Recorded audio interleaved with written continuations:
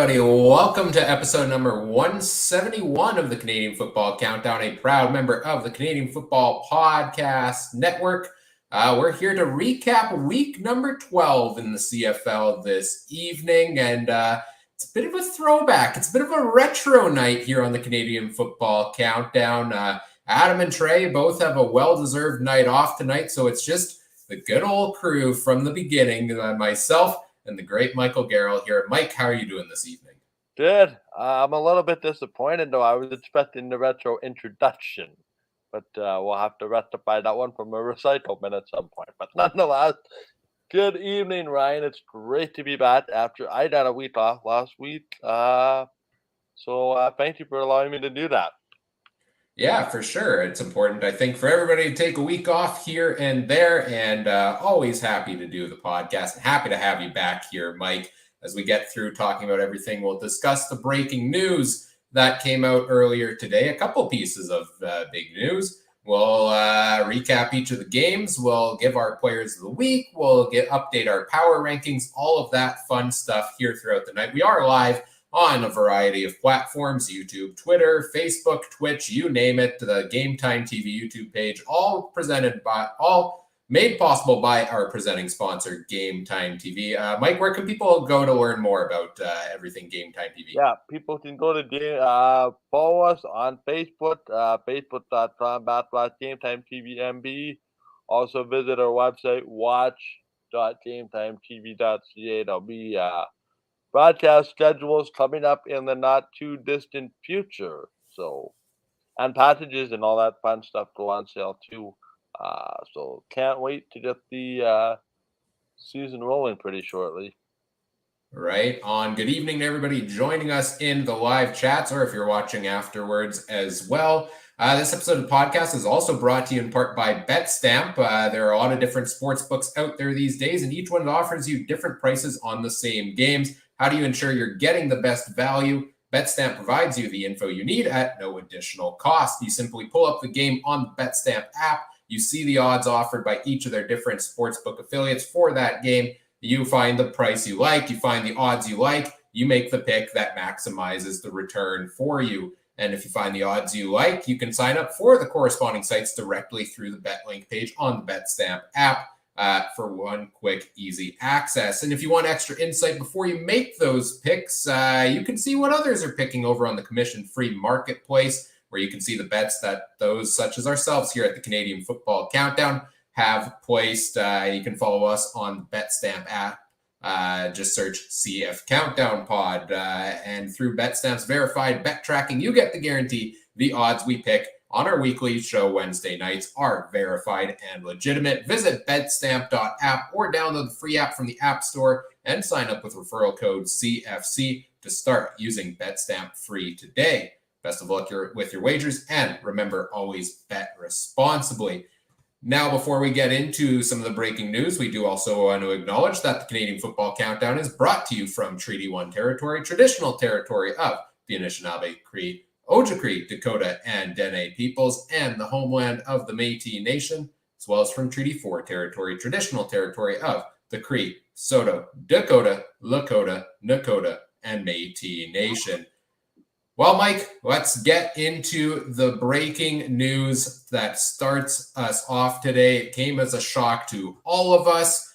It's as Adam said to us earlier today, and he said it on social media, it's been the summer of Stern 2022. Gary Stern has been one of, if not the story of the CFL so far this summer. And a bit of sad news here as announcing today, effective immediately, that Gary Stern is stepping away from the CFL's Board of Governors and the day-to-day operations of the team. Now, the story came out throughout the day. I believe Dave Naylor was the first one to be reporting on it. We did end up getting a letter from Mr. Stern to Alouettes fans as well, and basically describing the situation as when he first owned the team, he was a 25% owner. His father-in-law, Sid Spiegel, owned the other 75% of it. They bought the team together. They were excited to work with one another. Unfortunately, Sid Spiegel did pass away last year, really before he even got to see his newly owned team play a game, sadly. And while Mr. Stern has been, he's owned the team. He's been promoting the heck out of the team. He's been hyping up the heck out of his team for the last number of months. It sounds like from his words and from the articles that the situation of that 75% now going to the estate, maybe a bit of not on the same page between himself and the estate, and he's stepping away. The Twitter account is gone. The summer of Stern, all of the tweets were sad to see it go. A bit of shocking news from around the CFL today, that we're not going to see good old Uncle Gary around these streets for the next little while. Mike, what are your thoughts on this big news today? I don't want to get this political, controversial in any way, but I think to me we're stuck in the middle of family drama. There's no other way to put this. It's sad. I was stunned. Little bit of an inclination before you sent me the text that this was coming, by virtue of another source, and then you confirmed it again. And it's the sad reality of business life, right? You got the majority owner, or in this case, the majority estate owner, or the estate owns the team, I guess, because Sid Spiegel unfortunately passed away. Um, but again, you get that 75-25 power holds at 75 versus 25. You agree to disagree, and at some point, you just gotta cut your losses and move on. It's really unfortunate because that looked like a team that was, starting to get some momentum. They had one of their biggest crowds in quite some time at their last home game. Um, I would be very curious to see the effect that this is going to have on business. Um, because you have all this momentum, and it's like trying to go from 100 miles an hour to 0 in 2 seconds. Not a train wreck, not a crash, but just stopping in the middle of the highway or in the middle of an open freeway. That's what this is.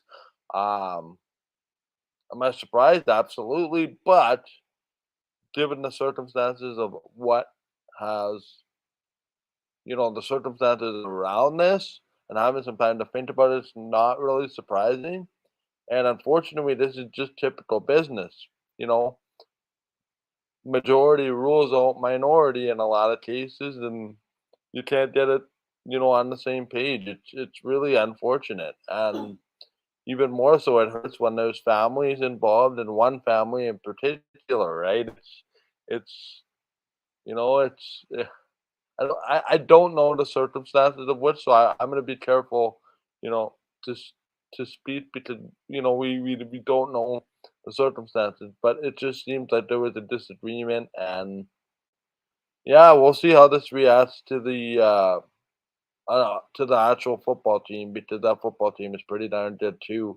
Might be the best team in the East if you really want to look at it. But yeah, it's interesting, and there's a certain reporter. I might just stray off the topic here, but was very quick to hop on the Randy Ambrosie bandwagon, but this is his problem. The CFL has an Eastern Division problem. I'm not so sure.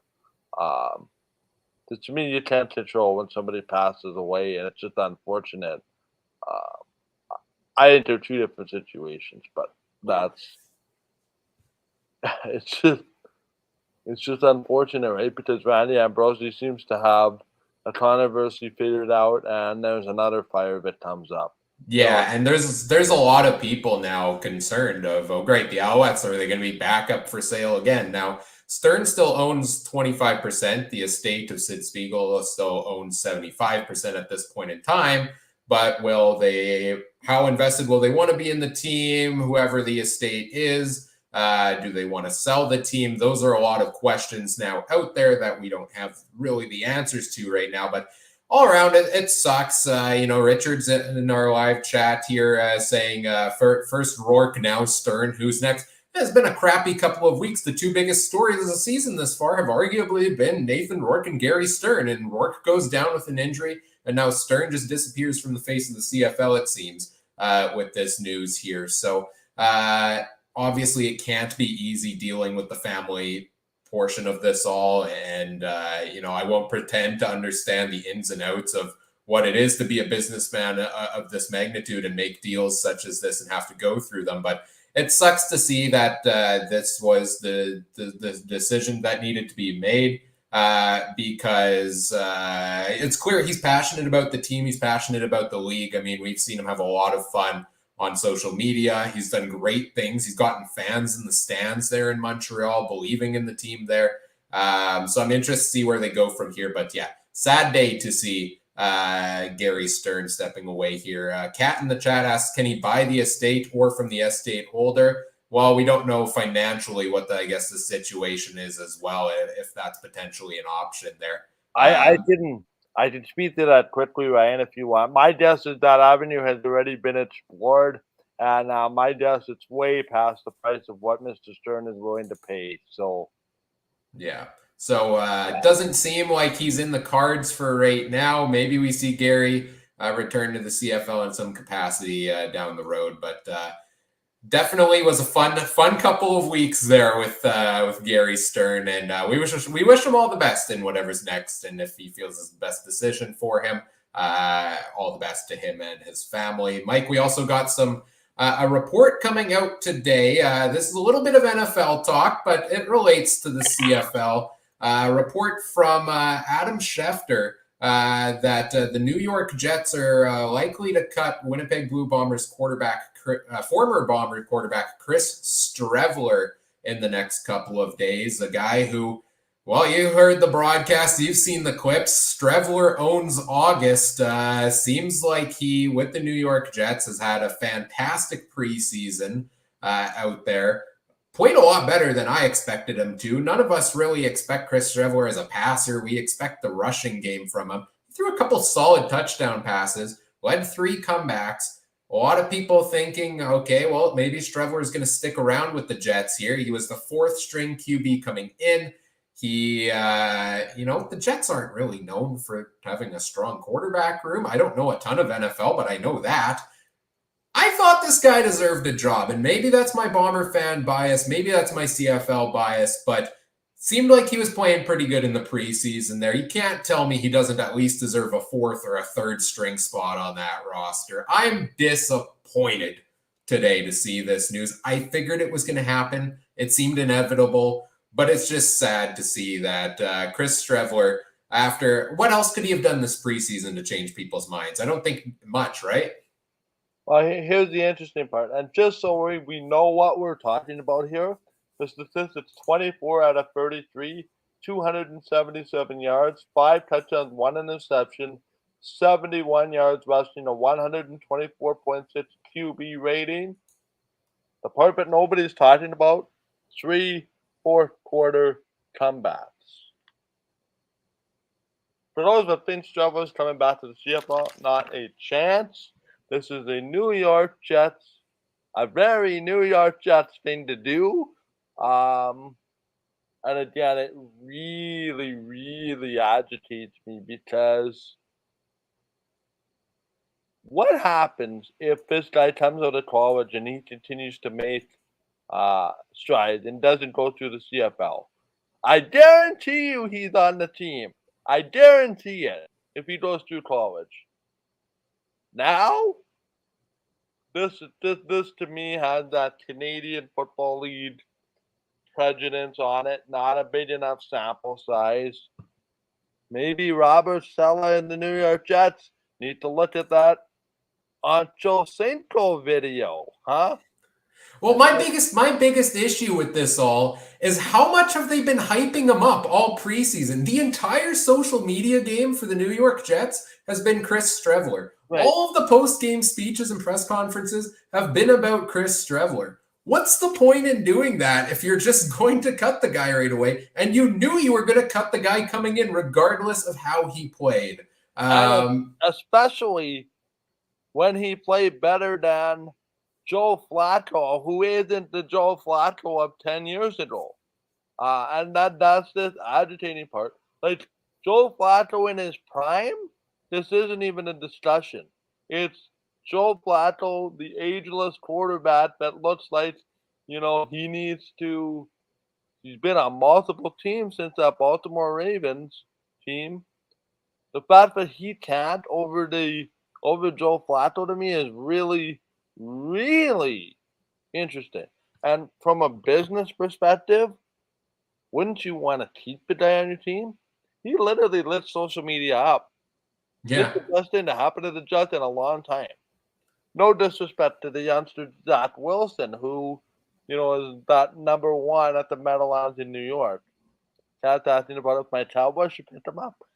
Absolutely. They Well, really here's the thing though, right? Because we're all sad about this news that Streveler is going to get cut by the Jets, but maybe that's the best thing for him because he played a really solid preseason, and if they were going to keep him as the fourth string on the roster, he's bounced around between a couple NFL rosters. Maybe he gets into that two. Maybe he gets into that three spot somewhere else in the but state. here's the I just hope he interesting sticks around here to get his pension, right? He needs a couple more NFL games to get that pension. He's worked for it. He seems like he's improved a bit as a passer. I know he's playing against fourth string defenses and stuff. that's the other part of it. I wonder if they view him as a one hit wonder, if they look at the rest of his track record and suggest that, you know what, the stats aren't really there. Given the last decade, 2 decades, what do they have to lose? Right. Right. It's the New York Jets of all things, and you just beat your arch rival New York Giants on the last play of the game field goal, touchdown, on fourth down. I just don't get it. Hey, and you know what? The Bombers social media team was trolling the New York Jets today. Because guess what? That fur coat came out. My first call, if I'm an NFL general manager, is to one Mr. Streveler's agent.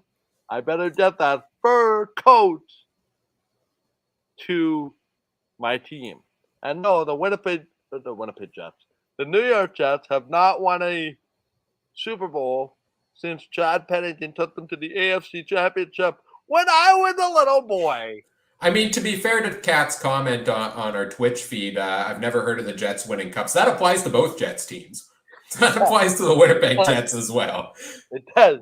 Anything Jets related. But Yeah. in fairness, Chris Streveler will get another look, and it might be the New York Jets loss.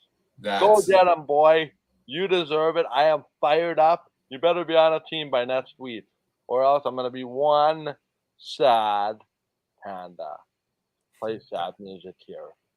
And we don't want Mike to be a sad panda now, do we? Now let's get into talking about the games from week number 12, and we'll start off with a game that maybe made Mike a bit of a happy panda because the Winnipeg Blue Bombers beat the Calgary Stampeders 31-29 on Thursday night, the final Thursday night game of the year. And boy, were we treated to another good one. 3 games between the Bombers and the Stampeders this year. All 3 of them were absolutely golden football games. Big story coming into this one was Jake Mayer getting the start for the Stampeders, Bo Levi Mitchell on the bench. First off, let's start there, I guess. Jake Mayer goes 23 of 28, 82.1% passing, 294 yards, 3 touchdowns. He came 6 yards shy of being the first quarterback to throw for 300 in 4 consecutive starts to start his career. Yeah, I'd say that's a pretty darn good game by Jake Mayer, who had a lot of pressure on him with Bo Levi Mitchell waiting on the bench and clearly not happy about it. They didn't pick up the win here, but I was very impressed by the play of Jake Mayer. I believe in him. I've believed in him. I said he should be the starter for this team going forward, and he's definitely making a case for it. He'll start next week on Labor Day. What do you make of him coming in and playing the way he did with an offense that really hadn't gotten a ton going this year? I was not on the show last week, so I am at liberty to speak of this. It took some you-know-what to make this decision from Dave Dickinson. You have to be a coach comfortable in your skin to sit one of the top 5 quarterbacks in the history of the Calgary Stampeder franchise on the bench during a 6-3 season. Remember that. 6-3, not 3-6. That is the important part of this. And I say this tongue in cheek. I just believe Mitchell starting because the expectation is win, and he didn't. No, I'm just kidding. Jake Mayer deserves another start. He should get it. Based on the way the team that they're playing the next 2 weeks, there should be 2 wins. One for sure.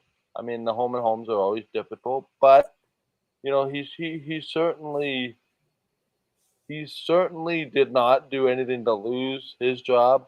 I don't think he had to win the game to maintain his job. I think a performance like that, very, very adequate.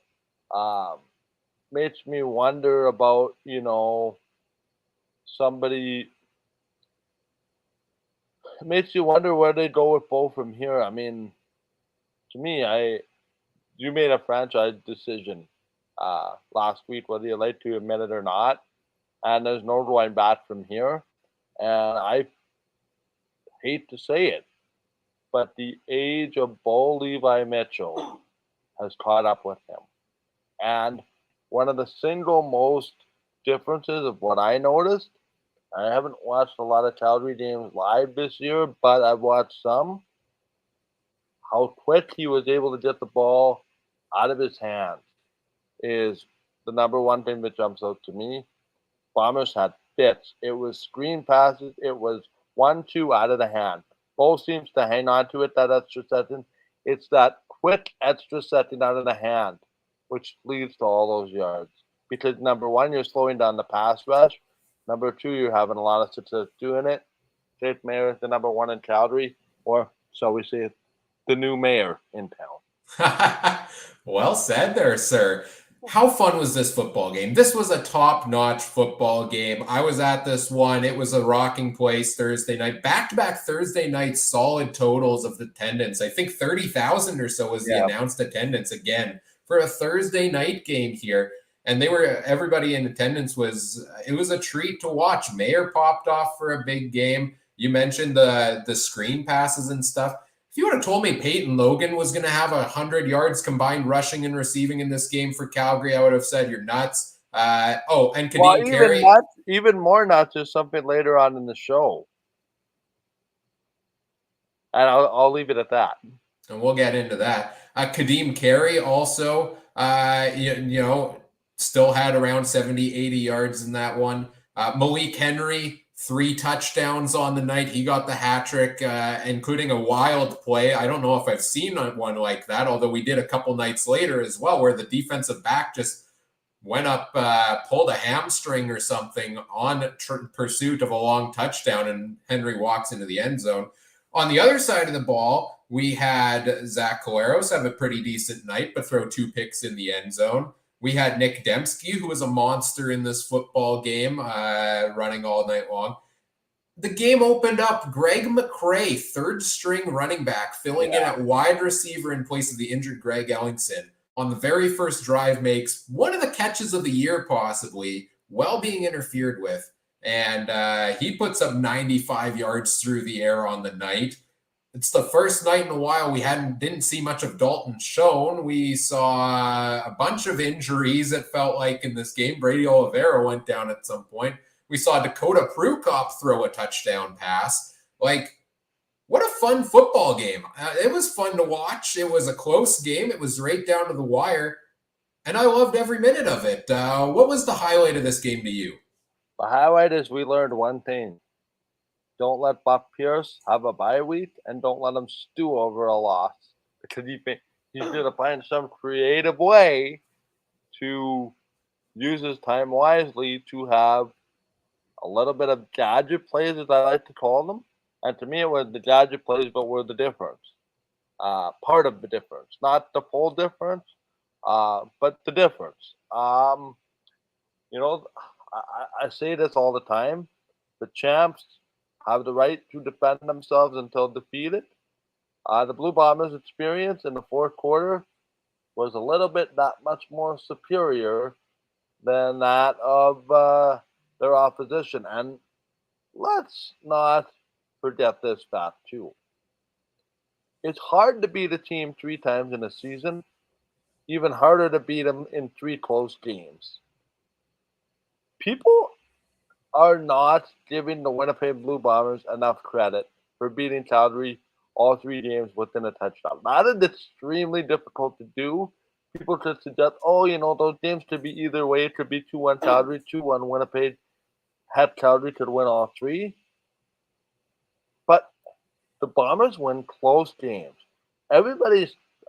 All of the social media world in Winnipeg was a blitz about how bad our defense was. Can I just say something quickly? Defense was adequate. The offenses were excellent. Both teams. Defenses were not adequate. Defenses were terrible for half the night here, Mike. They're adequate when you have the firepower on both sides that these two teams possess. It turned into the Craig McRae, Peyton Logan show, really, just like we all predicted, right? Right? So it's really interesting in that regard, and I wouldn't be all that heartbroken to see it again. I'm just worried about when it's gonna flip in Calgary's favor. But Winnipeg did enough to win the close part of the game, and win the close game. So yeah, they're 10-1 last I checked. The highlight of the game for me in this one was the ref who made the touchdown call after he gets bowled over by Malik Henry right on the end zone there, gets completely run over, falls on the ground, loses his hat, sits up, arms up, touchdown call. That's a spoiler alert. Honorary player of the week goes to that line official there. That is a baller move from a ref. I love to see it. A real warrior mentality out there. So kudos to him on that. Also, we got some shocking news during this game. All of a sudden, the final game for ref Al Bradbury, and that took people by surprise. It took a little bit of a social media storm. I don't think Bradbury has the best reputation among CFL fans. I'm surprised this game finished in 2 hours and 45 minutes, to be honest, for his final hurrah. I thought we were in for a 5-hour night, but somehow the penalties were actually on a low. There were a couple of calls that were arguably garbage, a lot of people would say. I think a couple on both sides in that one. No more Al Bradbury out on the field, but don't celebrate too much, CFL fans, because he's going to be in the video review booth. Yeah. Well, I mean, the good news of CFL officiating is between Al Bradbury, between Andre Prue, there's more than enough entertainment that doesn't involve the players. Each official in its own way makes it interesting. The young guys coming up have a lot to learn from those two gentlemen. Bradbury to me, he's a close second to Andre Prue. We're all going to have a very sad moment when Andre Prue retires. Oh, yeah. Every single CFL official that I had growing up is no longer to be in the league. I mean, I go back to way back to Glenn Johnson reffing games. And that goes way back. But again, as much flack as Bradbury gets from time to time, they're humans. I just hope he doesn't bring it into the command center where the job is seemingly going to be easier, although the command center seems to have this habit of getting involved in games when they maybe shouldn't from a distance. But time will tell. An excellent career on the field for Al Bradbury. Nice to see his wife and I think his kids were there too, so the picture pregame. Also set in last Blue Bomber home game for Sarah Orlowski of TSN. We'll talk about that on at the Tweet to the Banjo Bowl as well. So there's a lot.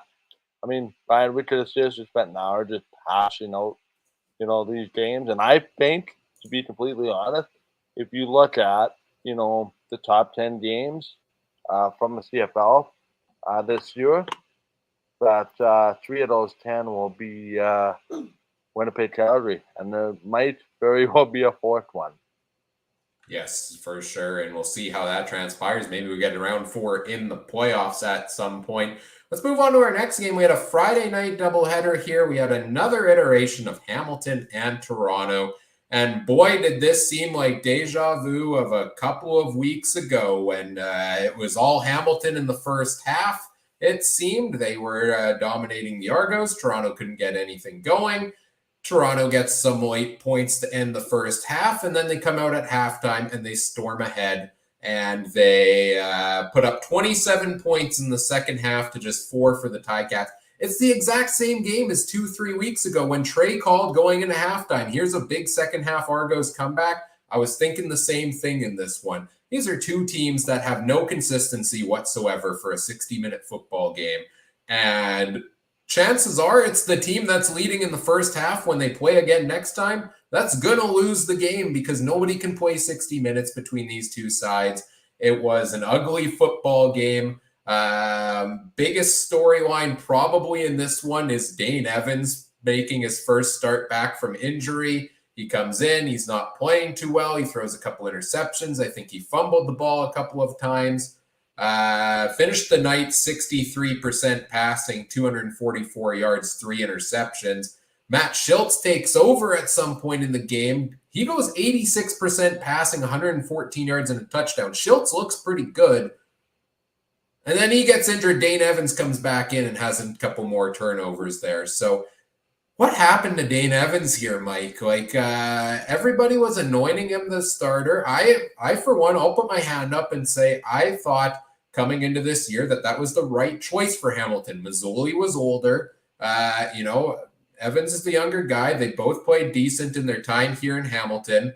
I thought Evans was the better option to go with here, but we're sitting at a point almost in week 12. Is it too harsh of me to say that despite the injury that's put Jeremiah Mazzoli out for the year, that Hamilton may have made the wrong choice? Hindsight's 2020, right? To me, this is a team that, if you look at the scenarios for which have happened to the Hamilton Tiger Cats this year, quarterbacking to me has been the least of their problems. Dane Evans has been one of the near top of the league passing quarterbacks. Has turned the ball over an awful lot, as we've seen. But if I hate to suggest to you the Hamilton Tiger Cats are broken because that would be going too far. I don't know where this team goes from here because certainly they're not meeting expectations. Certainly that whole division's not meeting expectations. I'm going to just chalk it off as a one-game, one-off mistake for Dane Evans. I'm wondering if we're also devaluing the value of a guy like Brandon Banks. It's interesting because to me, they also haven't done a lot to show me that they're willing to commit to running the ball either. Teams are keying off on them being a one-dimensional team at times. If I may spin Richard's comment about the defenses were definitely not adequate. Well, Peters was adequate for Toronto, let me tell you. Remarkable. We'll get to that in just a second. It's going to be interesting here. I believe that's now 2-1 for Toronto in the 3 games in the last 4 weeks between these two. Money's probably on the split, but I also suggest that Hamilton's season's on the line on Monday afternoon. And I was just calculating the scores from these games. So if Hamilton wins that one, they tie the season series 2-2. It goes, I think, to point differential in the games, right? Yeah. Hamilton would have to win by at least 25 in order to win the point differential tiebreaker. So if they're not beating the Argos by 25 in the rematch this week, that's a division rival that they've now lost either 2 games to, potentially 3 games to, and they've lost the season series to. So I mean, it's anybody's game in the East Division still as the season goes along here, but that's certainly for whichever team loses this season series. I think it's going to come back and hurt you. Maybe not for a playoff spot, but for a home playoff game potentially.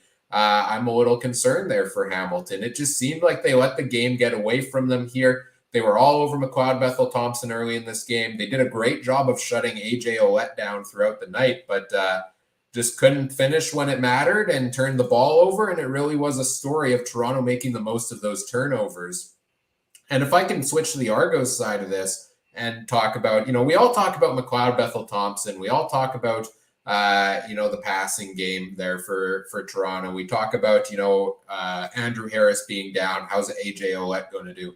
Why do we never talk about the Argos defense and the remarkable job they've done at times this season? You mentioned Jamal Peters had a big game. Wynton McManus had 11 tackles. They had a couple sacks from the team on the night. They've been up and down this year. The Argos have been as inconsistent as ever. And that there's no doubt about that. But in the games where they come to play, their defense has played very well and is often one of the top fantasy defenses of the week. So I give credit to the Argos defense. They kind of, held them in it early in this game. They turned things around with key turnovers. And then they put the ball in McLeod Bethel Thompson's hands and said, go throw some touchdowns. And that's a knock we've given on him in the past couple of weeks. I don't think he's thrown more than one touchdown pass in like the last 5 games coming in. Yeah. His percentage wasn't great. He was under 60% passing. He threw an interception. He only threw 258 yards, but he got the touchdowns. The defense gave them the ball, and they put it in the end zone, which is something they hadn't done lately. And, different guys stepping up. Brandon Banks has been quiet all year. He was the leading receiver with 67 yards. So, Toronto, please find a way to take what you did in the second half and play 60 minutes of that. Yeah, and I think, though, if a lot of those coaches knew what the simple solution was, they'd be millionaires and they wouldn't be coaching. That's fair, Mike. That's very fair. But again, McLeod Bethel Thompson to me, he reminds me so much like Matt Nichols. He doesn't put up those flashy numbers.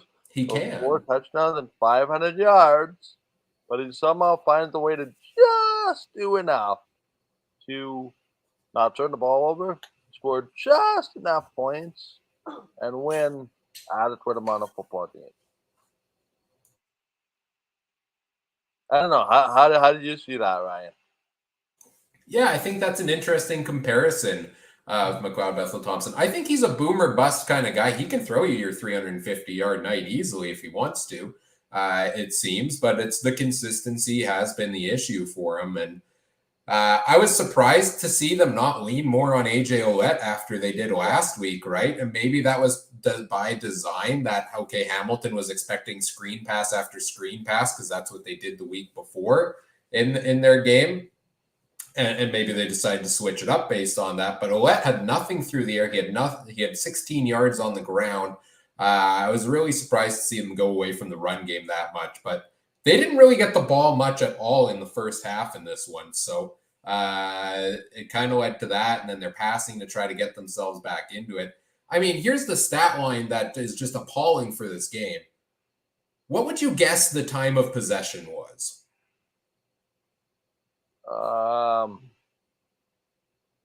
Pretty close to 50-50. Hamilton had the ball for 38 minutes and 8 seconds. Oh. Toronto had it for 21:52. If that doesn't spell Hamilton controlling the game and turning it over at inopportune moments and giving Toronto that chance, which they capitalized on, that's the story of the game to me, right? That's how we ended up where we ended up. It turned over there. The defensive players just making the plays they needed to here for Toronto to get the job done in this one. And that's a big win for the Argos because we talked about Montreal maybe being that team that could take charge in the East Division. The Argos, for their credit, they've been inconsistent this year, but they're maintaining that first place at 5-5 here in the East Division right now. And I think, at the end of the year, honestly, a 9-9 record might be sufficient to get that first spot in the division. So if they can keep playing at least semi-consistent ball, they should be able to get there. Of course, the word of this segment is consistent, if you haven't noticed. last week you weren't on the podcast, but you did give your player of the week, and you gave a shout out to kickers around the league. How good were the kickers in this one, though, Mike? Seth Small, 4 of 5, including a 58-yarder to end the first half. Boris Beatty, 3 of 3 for 56. Man, some of these kickers are having some good games this year. I know we've seen some bad, but always love it when you see a good 58-yarder go through the uprights. Yeah, the kickers again. I almost got my players of the week, but I couldn't do it again. Yeah, you know what? It just goes to show the value of field goal kicking in the CFL is underappreciated for sure. And I was hanging out with a friend tonight, and one of the things that he came across on social media, which was interesting. I think it ties into this quite interestingly, is that which football position on the field is the most underappreciated. Um, that could be a whole podcast in the off season because you could make quite a distinction for a lot of positions. Um, I think even when the Bombers had, Justin Medlock, it was like, okay, 10 yards inside midfield is an automatic field goal. Well, the last couple of weeks, we've seen that, the ability to make field goals at critical times helps you. And if you don't have a kicker in football, it's almost like not nearly the same, but almost the same as not having a quarterback, really. I mean, the Bombers don't win the Grey Cup, Ryan, uh, last year without that kicking performance from Sergio Castilla. He was 5 for 5. Uh, he kept making field goals that would keep his team in the game. So kicking very important in the CFL. Something that not a lot of people talked about. And not never mind just in football, right? I mean, that's 3 points is 3 points. If you can find a way to add 3 points here, 3 points there, certainly helps you win long term for sure. Let's move on to the second game of the Friday night doubleheader. It was the Saskatchewan Roughriders coming into BC for the second half of the home and home series and taking a win here, 23-16 for the Riders. I give them credit. I was not expecting this. I was expecting another BC win. The first week of the post Nathan Rourke era of this season, Nathan Rourke went down the week before. He is out for quite a while here, recovering from the Liz Frank injury that seems to be taking the world by the sports world by storm. I think that's the name of the injury. I apologize if I missed that. But no Nathan Rourke. So Michael O'Connor, another Canadian QB, gets the start. I'll eat some crow here. I said on the podcast last week, I think the BC Lions were going to be completely fine without Nathan Rourke, despite all of his accomplishments. I thought the depth around the team was strong enough to still deliver dominant performances without him. The Lions struggled in this one. O'Connor started off the night pretty well. That opening drive, he drove them down the field, good passes, led them to a field goal. Then it started to taper off a little bit. Then, unfortunately, he goes down due to injury, and Antonio Pipkin takes over and finishes the rest of the night. O'Connor going 40% passing, Pipkin going 52%, 53% passing in this one. The Lions just really can't get much going offensively here. Their defense actually giving up some surprising totals here to the Riders. What's the story of this game for you, Mike? Is this concern over the Lions in the post-Rourke era, or is this one to you more of maybe a one-off? It's a home-and-home series. And on the other side of it, credit to the Riders for the game they played. I see this two ways. I see this as two football teams that have a long way to go to catch the upper echelon when those stars are not in the game. To me, we saw the BC defense under duress a lot of the night, especially after losing TJ Lee, who's one of the best cornerbacks in the league. All of a sudden, you leave those guys on the field an extra 5 to 7 minutes.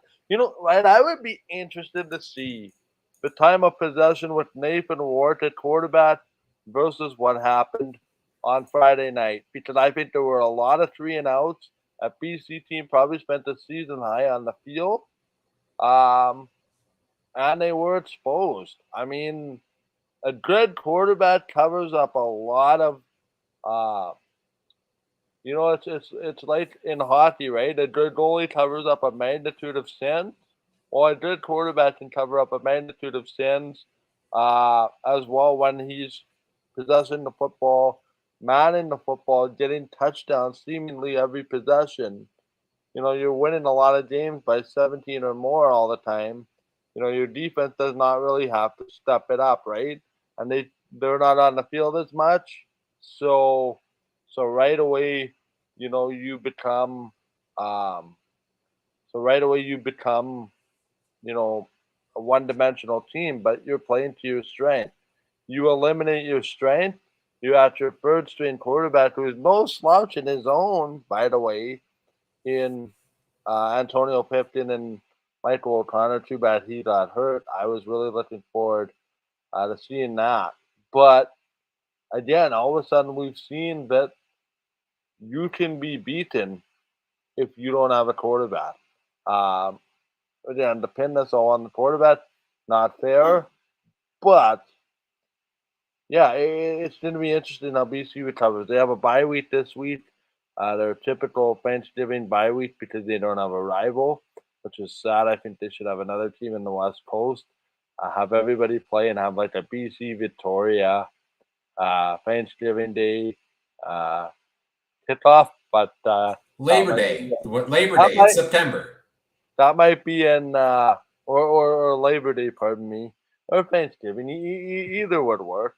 Um, but just to be fair, it might go CFL in 2052 if I ever become commissioner. Uh, we'll go into some unconventional markets uh, to be more Canadian now from coast to coast. But I mean, you could have the border battle, right? The East versus like you could have the BC Lions play the Atlantic Schooners and have it the coast to coast battle on Labor Day. Uh, that's just reminding me here that the Cowboys play on Thanksgiving. Yes, they do. That they do. It's one of the favorite days on the calendar for me. Um, but no, that being said, BC was exposed, I think, a little bit for not having their number one quarterback. And I'm going to let you answer because I have a lot to say about the Riders, but I'll wait until you give your thoughts on the BC Lions. The biggest shock for me was that they didn't use James Butler more. Like, they weren't out of this game. It was a close game for the most part, but he only had 4 carries for 18 yards. There were 0 check down passes to James Butler here as well. David Mackey got in for a couple, but that kind of surprised me a little that they didn't use that more in this one. I was disappointed because I thought that would take some pressure off of Michael O'Connor. But yeah, disappointing game here for the Lions. I'm not down on them for the season, though. Like, I'm not calling this doom and gloom going forward. It's hard to win the back-to-back series and sweep that, right? In any given situation. And somehow, let's be real, with Nathan Rourke, they have been playing far better than this season in the majority of games than anybody could have anticipated. We've seen more offensive explosions from one team in their first 8-9 games this season and more blowout victories than I'd say we've seen from almost any team in the past decade. Early on, it seemed like they were playing lights out. I knew they weren't going to play lights out necessarily anymore, but I thought they were still going to be a team that could ride their strong defense, that could ride their wide receiver core, regardless of who is throwing the ball, and still put out a strong effort in this one. And I think they can be going forward, but I think part of this was, maybe some jitters here. Michael O'Connor, Antonio Pipkin, maybe some wind out of the sails of the team, not knowing what things are going to look like here without Nathan Rourke. And I think part of it is just that home and home series. And the other part of it is the Saskatchewan Roughriders side of things. I thought the Riders played themselves a pretty solid game here. The offensive line still needs work. There's no doubt about that. Cody Fajardo was on the field. Oh, man. He was on the side. He was on the turf 7 times in this game, which is shocking to see the success they had when your quarterback gets sacked 7 times. But besides that, they played a good game, especially offensively here. And you know what? Offensively and defensively. They didn't force a lot of turnovers on defense, but there were some key pass knockdowns that prevented potential BC touchdowns that would have flipped the script of this game.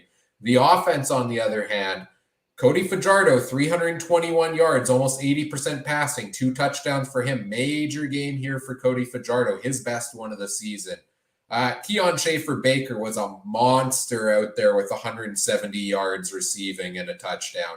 And Frankie Hickson had the tall task of taking over for arguably the league's best rusher in Jamal Morrow, who's out on 6-game injured list, and came in and delivered 129 yards on the ground. They gave the ball to their running back 15 times in this game, Mike. Jason Maas put together an effective game plan. And yeah, let's just stop and give him a round of applause because that's how you win a football game, Jason Maas. That's how you win a football game, Saskatchewan, is you use the talent available to you and you make the plays, especially when your offensive line doesn't give your team a whole lot of time here.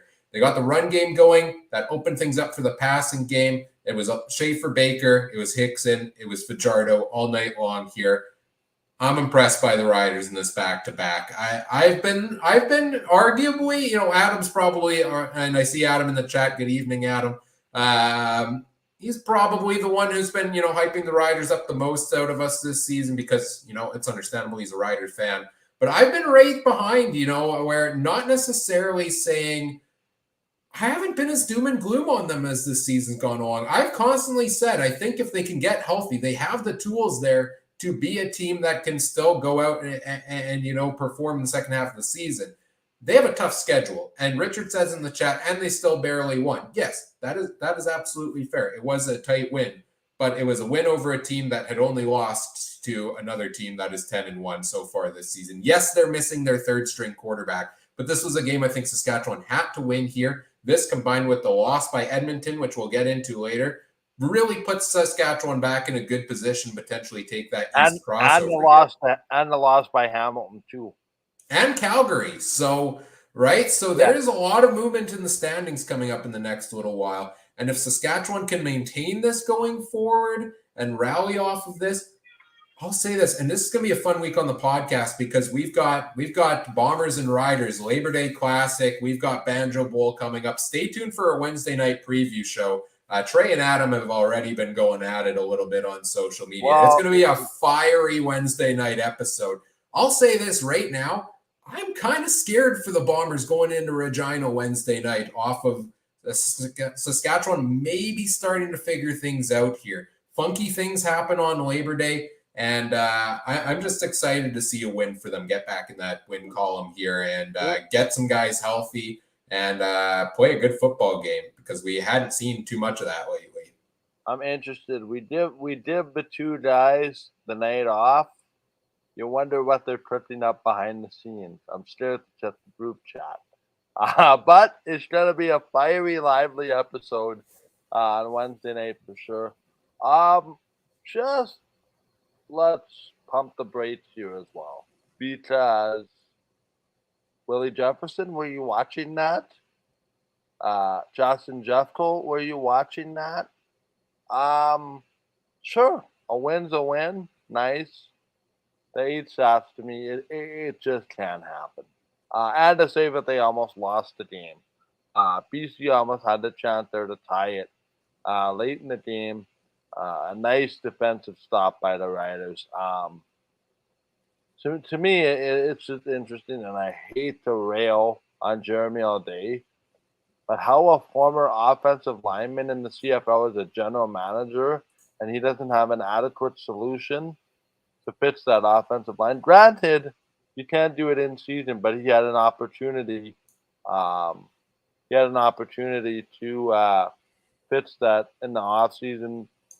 Championship defense, lackluster offense, lackluster offensive line more so.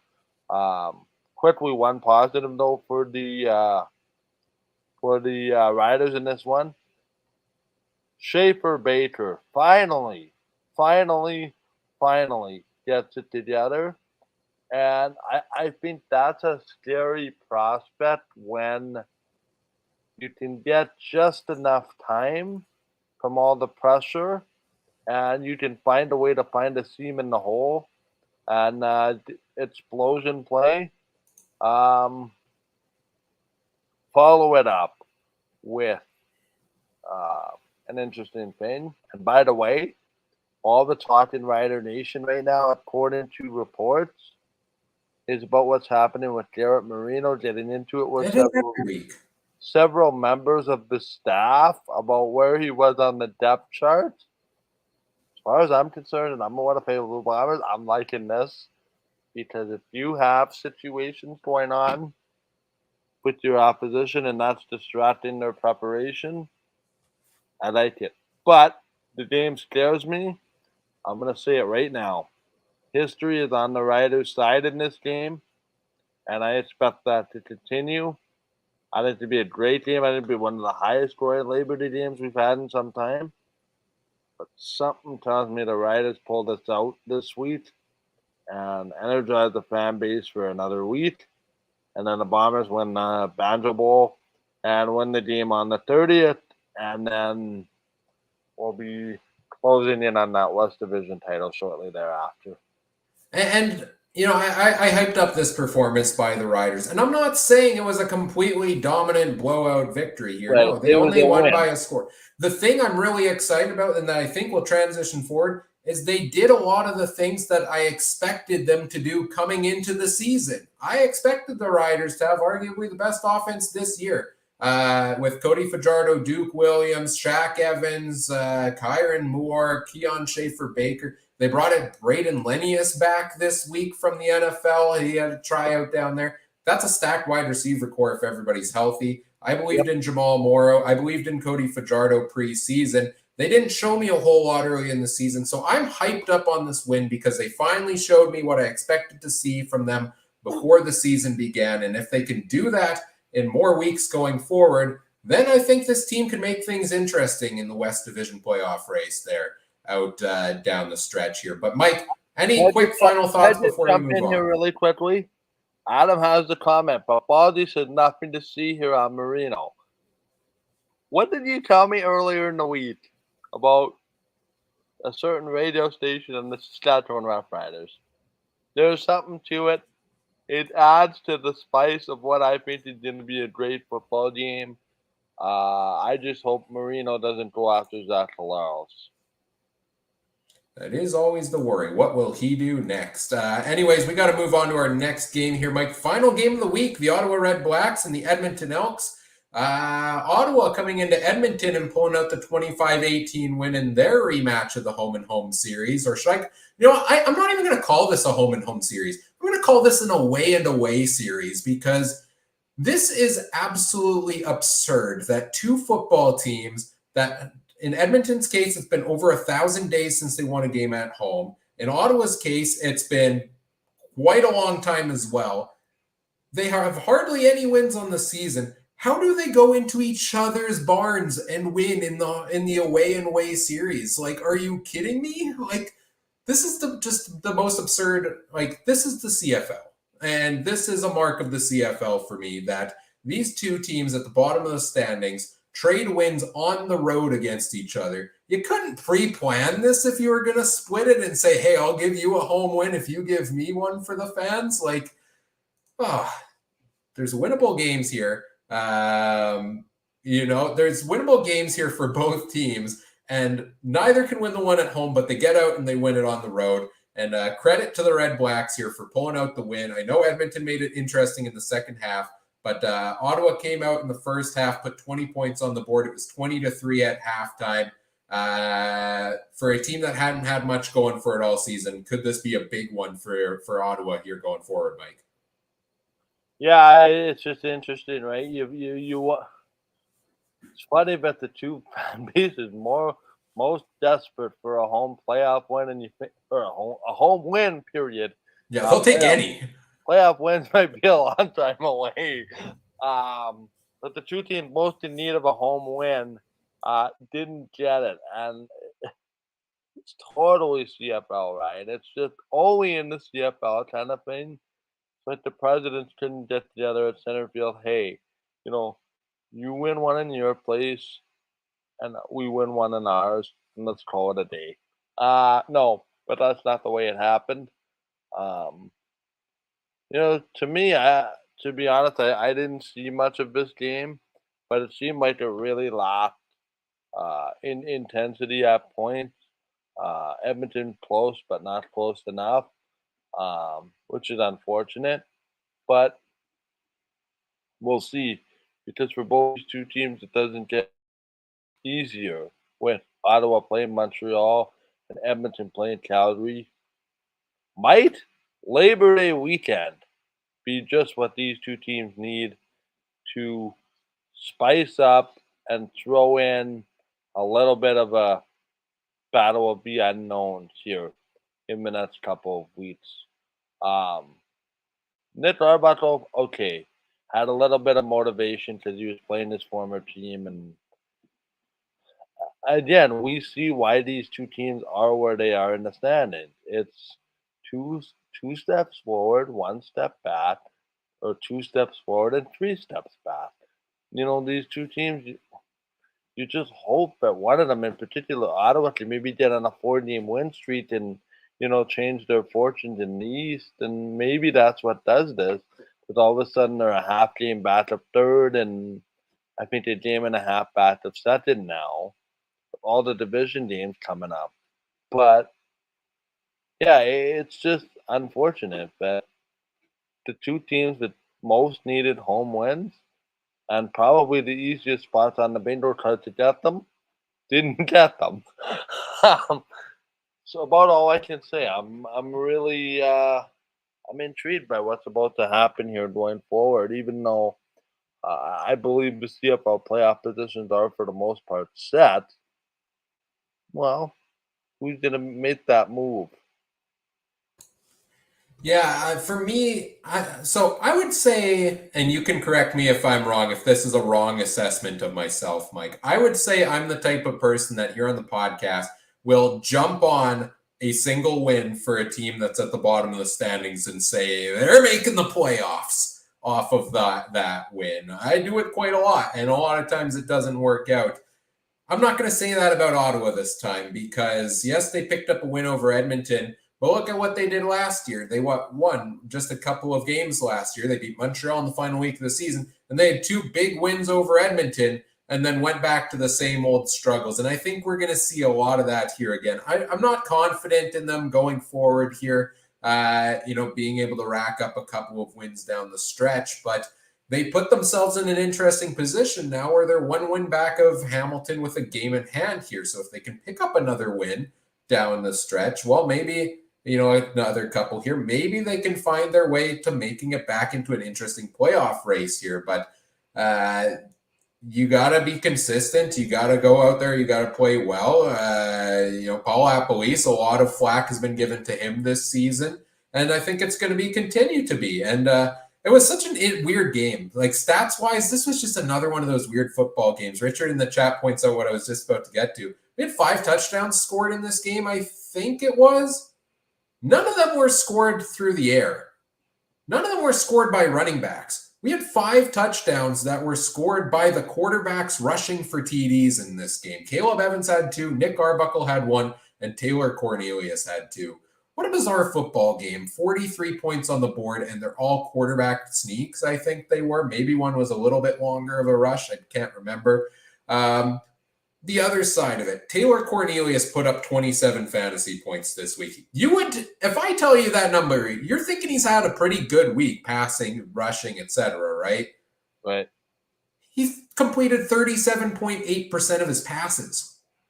He somehow still threw for 287 yards because every pass he completed, it seemed, was longer than 40 yards. But he threw a pick. And then he rushed for 2 touchdowns on 39 yards there as well. So very weird stats in this game. 2 teams that it was pretty lackluster offensively for large portions of the night. Ottawa got just enough in there to get the job done, and kudos to them. And Edmonton made it interesting in the second half there, but just couldn't get the job done here for the Can I Owls. just mention something really quickly? People talk about the year-to-year progression of a lot of players. Nobody understands the growth and development of Taylor Cornelius from last year to this year. The kid has grown leaps and bounds under a microscope on a football team that's not very good. He, to me, is slowly working his way into that undisputed number one quarterback in Edmonton. Now just get the help around him. I'm not so sure though. I'm pumping the brakes on that a little bit. I was high on him the past couple of weeks, but this is giving me flashbacks to what we talked about with Caleb Evans like 3-4 weeks ago, where he had two impressive games there, and then he stumbled against Calgary, and then he stumbled again, and now he's the backup there. That's the same thing I saw here from Taylor Cornelius, a game where he stumbled for a lot.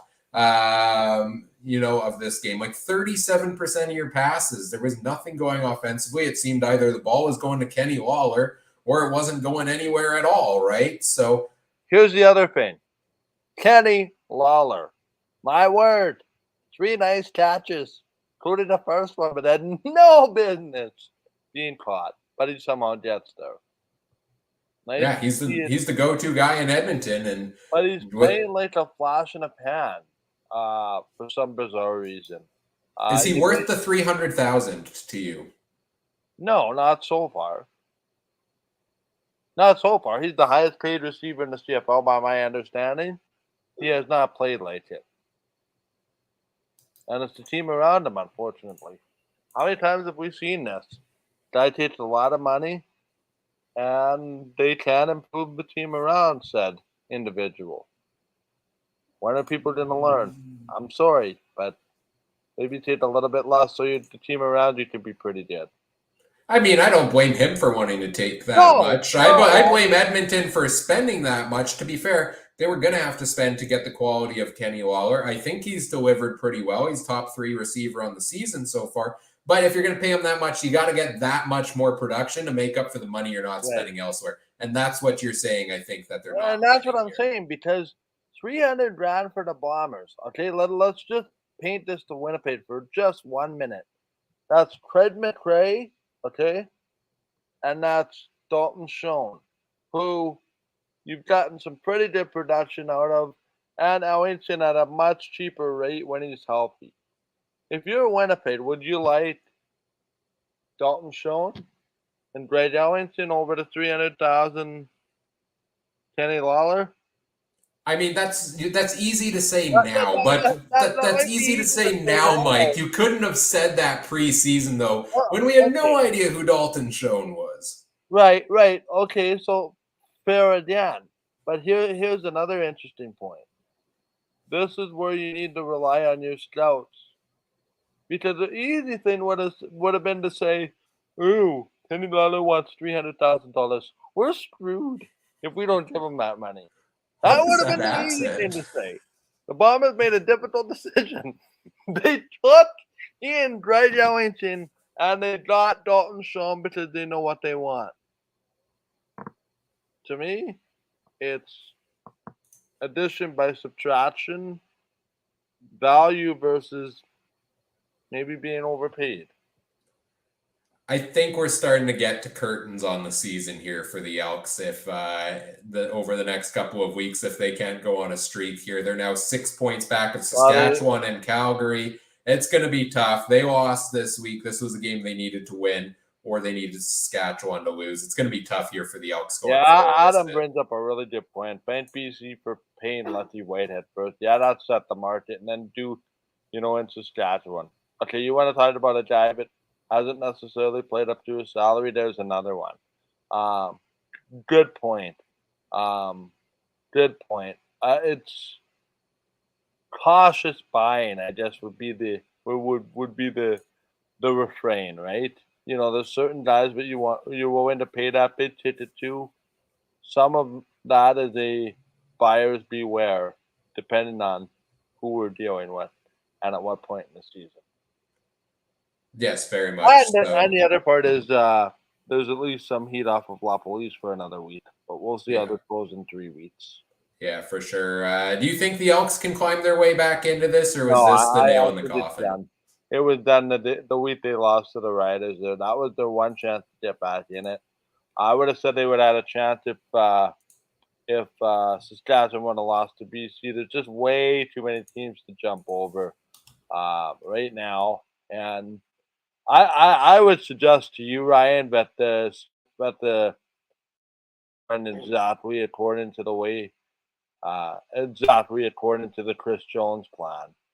If you look at his first year taking over certain franchises, first year in Edmonton, pretty awful. First year in Saskatchewan, pretty awful.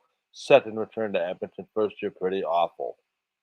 Take a microscope and the clip gets much bigger next year.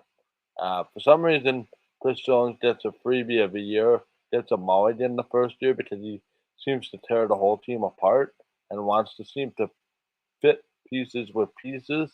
Uh, yeah, the season's over for Edmonton, but I think they're going to have a big say here in what goes forward.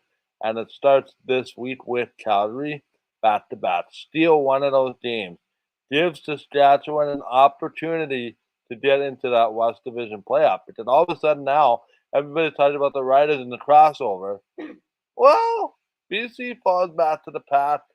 The Riders start winning a couple more games. Calgary, loses a couple to Edmonton. The wild, wild west and the wild, wild east.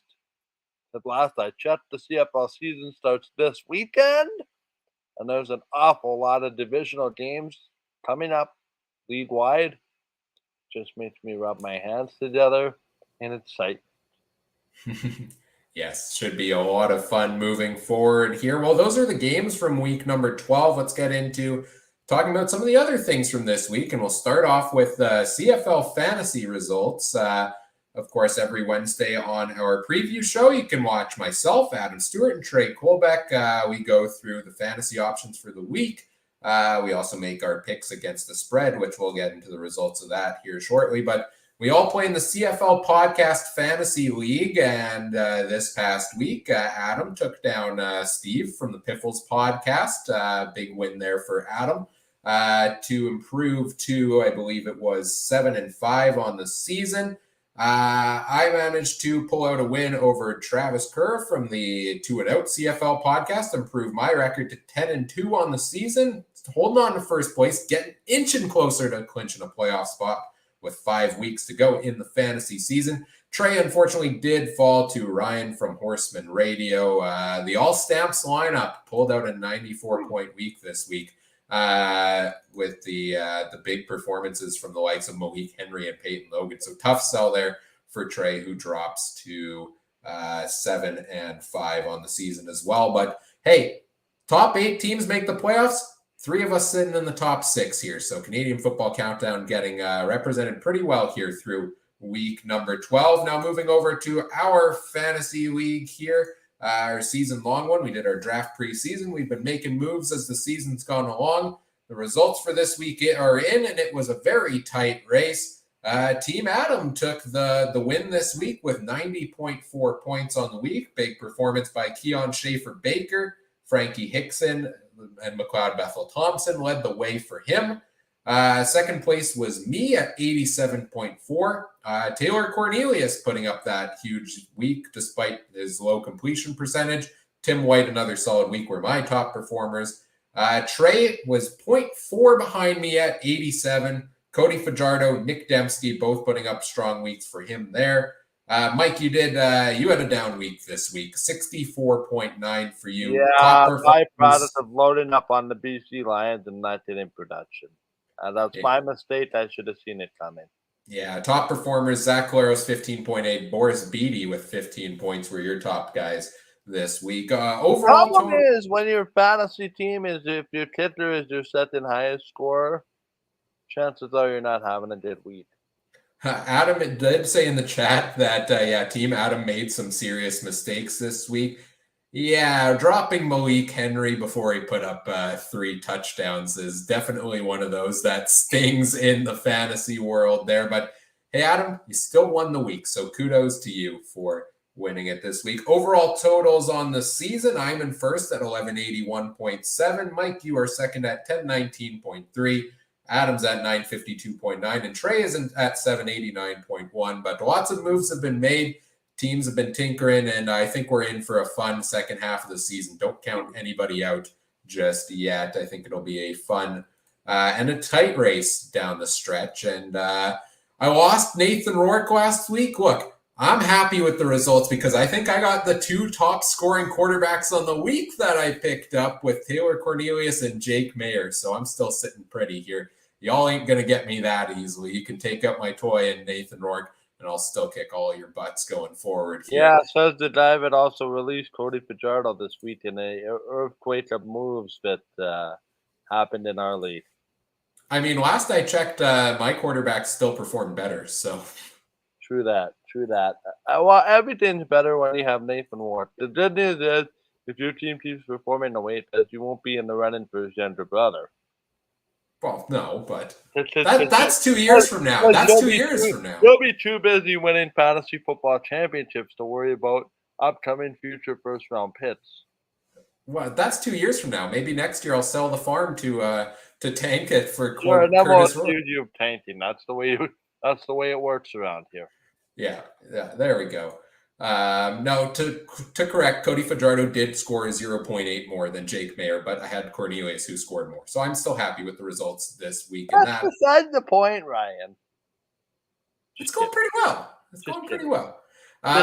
Let's get into our Week 12 betting results powered by BetStamp. BetStamp's a free app that helps you find the best odds for your online sports betting wagers. You can track your picks there as well. Learn more at betstamp.app. Sign up with referral code CFC. Find us on there at CF Countdown Pod on the commission-free marketplace, where you can track the picks we make as our consensus picks every week.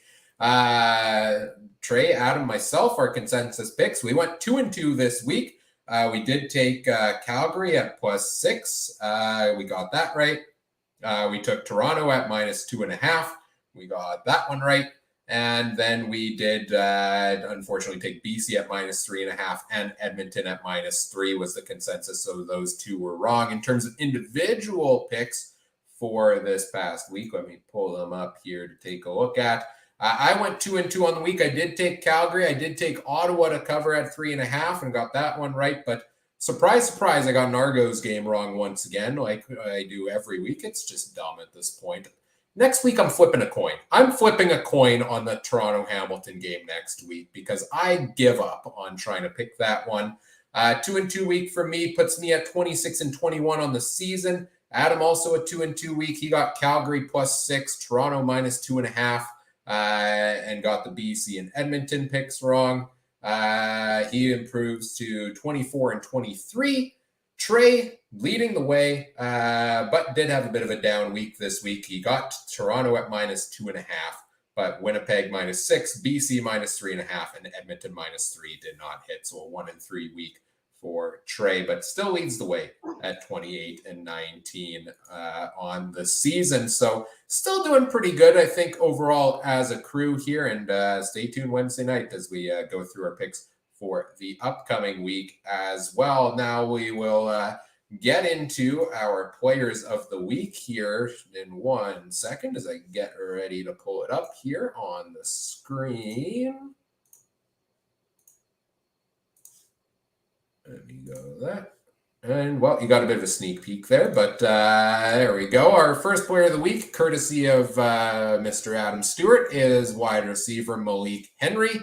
Put up 7 catches on 10 targets, 122 yards, 3 touchdowns. What a fantastic night for Malik Henry, and a bit of a tongue-in-cheek pick here for Adam, who, again, did drop him from his fantasy roster and probably was having a bit of a rough time watching him pick up touchdown after touchdown. So, yes, Malik Henry, massive performance. Good bounce back for him because he had a couple weeks where he wasn't producing as much and delivered once again here for the Stampeders despite the loss. Mike, your player of the week is? Cody Fajardo, 19 of 24, 79.2% completion percentage, 321, 6 touchdowns. Oh, sorry, 6 carries for 38 yards, 2 passing touchdowns. Yeah, Adam's having nightmares, as we mentioned, Malik Henry. So Cody Fajardo was under a lot of pressure, was under the microscope a lot this week. Answered the bell for this week only. Big challenge, and that's 2 weeks with the Blue Bombers. My player of the week, I don't give it to the defensive players too often. I went with Jamal Peters of the Toronto Argonauts, 4 tackles, 3 interceptions, 1 touchdown. I mean, if anybody was going to turn things around for the Argos this week, it was the defense, and that was Jamal Peters. Made a bunch of plays, made a key one. I think the last one was the one that went for a touchdown and really sealed the deal here for them. So big win there by the Argos, and the defense is definitely a part of it. So shout out to Jamal Peters. And Trey giving running back / wide receiver Greg McCrae his player of the week. Third string running back filling in for Greg Ellingson at wide receiver. Immediate impact with a heck of a touchdown. He was flying all night long, 95 yards and 1 touchdown through the air for him. A guy who if Ellingson is out long term, I think could be making himself a mainstay in a starting role on that offense if he puts up some more numbers here going forward. So Malik Henry, Cody Fajardo, Jamal Peters, and Greg McCrae are your players of the week for week number 12. A lot of honorable mentions. I mean, so many guys like Keon Schaefer-Baker, Frankie Hickson, Nick Dembski, all of these guys come to mind. Tim White. Adam says honorable mention to the ref that got smoked by Malik Henry and still signaled touchdown. Yeah, we mentioned that one earlier on in the show as well. A couple of the kickers, great weeks this week. A lot of great performances this week from CFL players. Hard to only narrow it down to 4 each and every week, but I think we did a decent job here. Let's take a look at our power rankings for week number 12. I'm up on the board here. First, my power rankings are as follows. I have Winnipeg at number 1, Calgary at 2, BC at 3, Montreal at 4. That might be a bit controversial, but Montreal was at number 4 for me last week. And, I don't move teams around on the bye week because they didn't play. They didn't really do anything to drop their ranking in the spot. I've got Saskatchewan at 5, Toronto at 6, Hamilton at 7, Ottawa at 8, and Edmonton at 9. Winnipeg and Calgary, 3 close games. I think I actually have Calgary ahead of BC right now because I think I'm just so excited to see Jake Mayer in there and balling out. And I think he's going to do good things. To just jump in here quickly. Yep. Are you the president of the Nathan Ward Hall of Fame or the Jake Mayer Hall of Fame? Oh, I'll always be the president of the Nathan Rourke Hall of Fame committee, but if anybody needs a co-chair for the Jake Mayer one, I'm willing to sit in. I like it. I think that's why I have them at number 2 right now. They came close this week. BC did lose, so I put them ahead. Longer term, I still think I have BC ahead in the long-term rankings, but for the near future, I like Calgary a little better, especially with some of their matchups. Montreal, again, number 4 because of the bye week here. Saskatchewan, big win, bumps them up to 5. Toronto, yeah, they won this week, but inconsistent again. I put them at 6. Hamilton at 7 because an inconsistent loss for them. Ottawa at 8 because they beat the Elks, and then the Elks at number 9 because I think their playoff hopes are the most dire out of anybody here at this point. Mike, why don't you tell us who you have here in your power rankings? I have Winnipeg, BC, Calgary, Toronto, Montreal, Saskatchewan, Hamilton, Ottawa, Edmonton. I didn't really flip Montreal on a bye. Couldn't really move them. Toronto's defense impressed me. You could flip BC, Calgary if you really want. I'm more of the narrative that it's a one-off for BC. Hamilton really took a step back to me. They continue to question whether they're a playoff team for me. Ottawa and Edmonton, interchangeable 7 through 9, really. Saskatchewan, 1 win doesn't really up the resume for me as far as moving up based on previous results. We'll see this week with Winnipeg. Very curious how they're going to come out the next 2 weeks. Again, Toronto, Hamilton, who knows what you're going to see. It's just very, very interesting. Again, BC takes their 3rd and final bye this week. So they might buy another week in the number 2 spot, depending.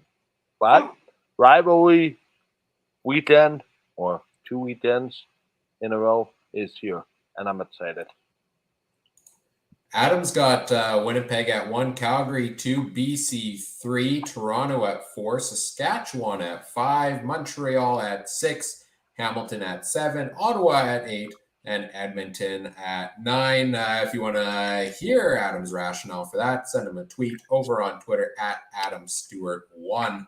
Also, Trey sent in his power rankings for the week. He's got Winnipeg 1, BC 2, Calgary 3, Saskatchewan at 4, Toronto at 5, Montreal at 6, Hamilton at 7, Ottawa at 8, and Edmonton at 9. So seems to be consensus on the bottom of the screen here for all of us. A bit of discrepancy near the top and in the middle there as well. And if you want Trey's input on his power rankings, tweet him at TreyMBHarness. Mike, I think that pretty much does it for our Week 12 recap here on the podcast. Let's get into starting to wrap things up here and take a look at what's coming up on the pod in the next little bit. Wednesday night, we will have our Week 13 Labor Day weekend preview here on the podcast. It's going to be a juicy one. We've got Bomber fan Trey. We've got Rider fan Adam. We've got Bomber fan me, but I feel like I'm the neutral referee in the middle, just trying to keep them apart. So I expect to see your picture in the middle of the two gentlemen on Wednesday night. If I can make that work, I will. It should be a lot of fun. The trash talk is flowing on Twitter already. It may be a bit unconventional compared to our normal weekly previews. We'll still try to touch on the fantasy picks. We'll still try to touch on the betting picks for the week as well. But I think there might be a little more Winnipeg, Saskatchewan focus here on this one. Kat says, "Are you gonna have a ref sweater?" If I had the time to put that together in the next couple of days, I would. I used to have a Halloween costume one year back in the day. I went as a referee, but that was when I was a child, and it's very likely it still doesn't fit or has been thrown out since then. So I do not have that. But that's Wednesday night, 9 p.m. Winnipeg time, 8 p.m. Saskatchewan. Here on the podcast, live on all of the platforms again there, and of course out on the audio platforms on Thursday. And then next week we'll be back here to recap all of it again next week. Stay tuned on exact date and time of that one because there's games Monday because of Labor Day. We may be making a bit of a programming change to account for that, but stay tuned on social media. You can find all about that on Twitter at CF Countdown Pod, on Facebook, the Canadian Football Countdown. There we will let you know. And yeah, tune into all of our live shows. We're on Facebook, Twitter, Twitch, YouTube. You can find us on any of those. Just search the Canadian Football Countdown, and it's all made possible by our presenting sponsor, Game Time TV. Learn more at facebook.com/GameTimeTVMB. Make sure you check out all of the other great shows from around the Canadian Football Podcast Network as well at CF Pod Network on Twitter. Mike, where can people find everything you've got going on these days? Yeah, people can find me on Twitter at Mike Darrow. I had a resignation to deal with today. Best of luck to one of my top quality announcers, Jake Maurice, for pursuing another opportunity, but was very near and dear to his heart. So we'll be announcing a replacement shortly for Jake. I just wanted to give a quick shout out, if you don't mind, Ryan, to the Winnipeg Rifles, beating the Saskatoon Hilltops for the first time since 2006. 5-time national champions in a row. Well, almost got them the first time in Saskatoon. Second time is the charm. Rifles are 1-2, playing a lot better than the 1-2 football team. Best of luck to the team as they hit the bye week. Quarterback Bryson McNeil was excellent in the win. The Rifles look to be home again following a bye week this weekend. Best of luck is one of the Manitoba Bisons men's football team who opened their season Friday night against the Regina Rams in Canada West football. The Bisons figuring to be 2 in the Canada West preseason polls, hence why they're preseason polls. I don't need to remind anybody that Regina is ranked last in those preseason polls, which has a lot of people in Regina questioning the sanity of polls. They are preseason polls. For those wondering, the Saskatchewan Huskies are number one in Canada West. The pre-season polls, very important word, pre-season polls. It's my favorite time for football because also next week it's the Manitoba High School Football League kicking off their season. Coming out on the Labor Day weekend with Week 1 games. We'll have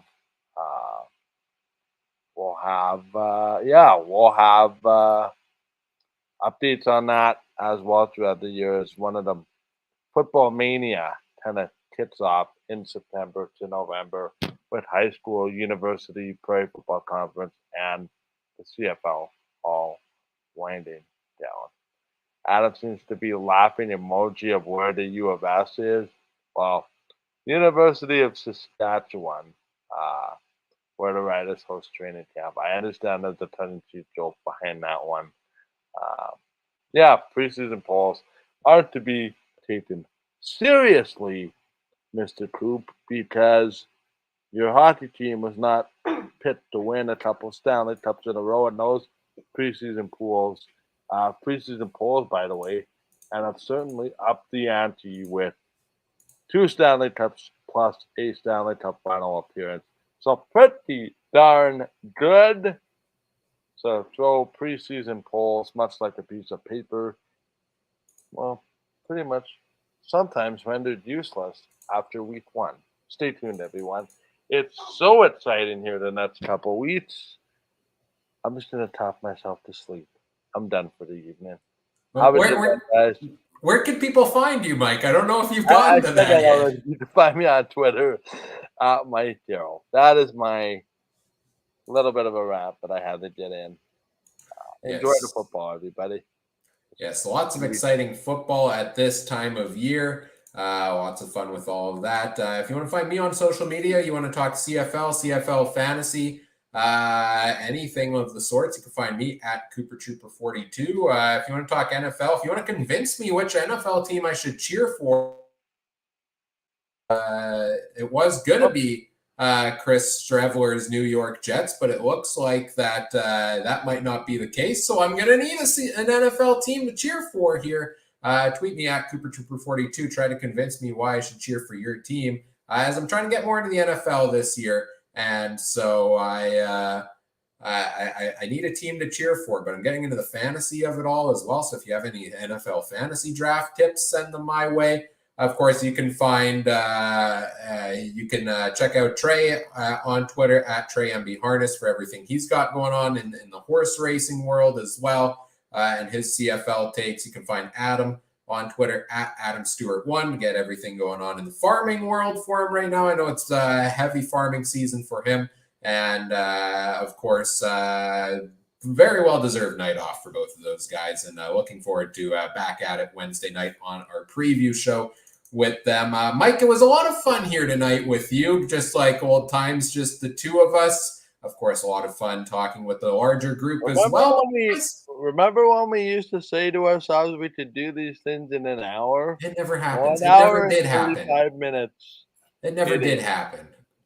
It never will happen. We are never getting this down to an hour. And then, you know what? That's okay, because I'm having fun. I hope you had fun. I hope everybody tuning in has had fun. It's been fun all season long, and will continue to be whatever podcast platform you're watching or listening on. We appreciate it if you do all the fun things such as like, comment, subscribe, rate, review, share the show with your friends. Help us grow the show. Stay tuned for lots of content to come here. Enjoy the next couple of days, and then tune in for the Labor Day theatrics here on our Wednesday night preview show. On behalf of Michael Garrell, I'm Ryan Coop saying thank you for listening. Take care. Have a good one. Bye.